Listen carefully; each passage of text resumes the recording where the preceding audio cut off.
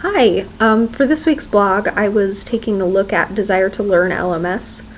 I've never heard of it before, never known anybody who used it, but from the website there seems to be some pretty neat things. I'm a bad news first type of person, so I think I'll start with those, just some things that I've heard. I have heard that there's just such an overwhelmingly large number of tabs available on the homepage. And that there's a bunch of different ways to get to the same endpoint, and that can be kind of confusing for people. I think just having so many options as an educator.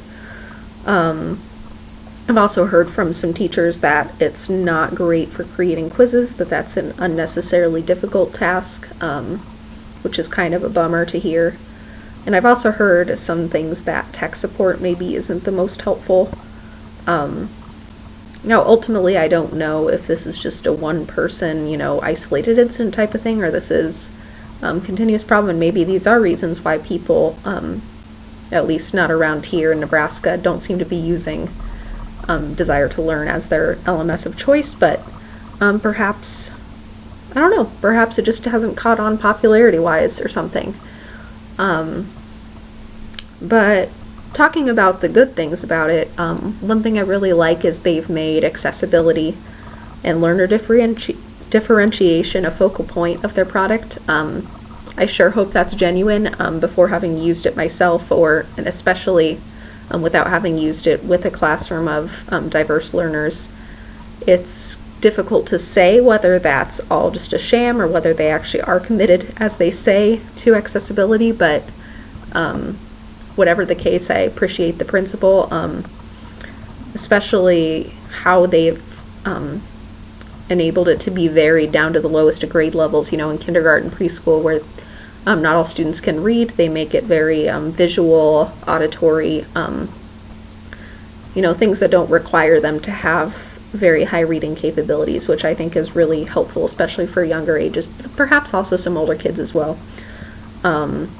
For students who may have speaking problems or just maybe attention span difficulties or dyslexia or something, they also have a functionality where, it'll read the text aloud to you if students are supposed to be reading some sort of article. I think that's very, very helpful.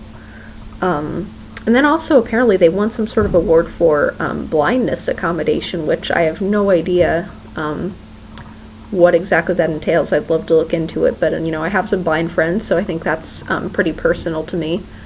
Yeah, and I appreciate that they're trying to work around whatever learning disabilities there may be out there, and I'm trying to make sure that doesn't get in the way of students' learning. I really, really like that about this LMS, so that definitely scores some points for me.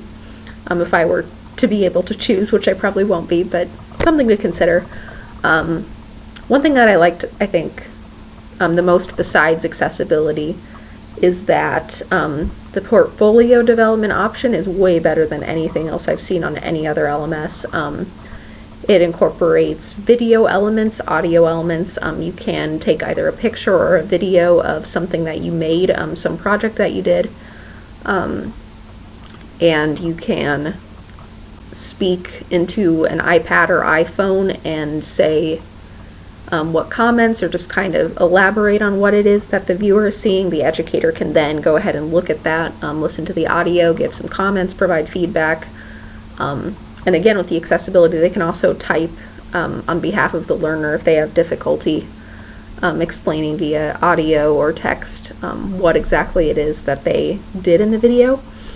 Some more specific applications for chemistry, I could see this being a really great tool, this portfolio creator, to kind of bridge the gap between what we're learning in chemistry class and in the real world. For instance, if we're talking about solubility, maybe a student will go home and, take a short video of taking nail polish off their fingers, explaining, what's the chemical composition of like some of the base ingredients in the nail polish, and what is in this nail polish remover, and why, based on solubility, does the nail polish remover work so well in getting rid of the nail polish. Maybe they could, film just a short little video removing that, talk through the solubilities. I think that could be a cool application. Maybe another one at home, for instance, just in terms of everyday products, the chemistry of everyday life, cooking.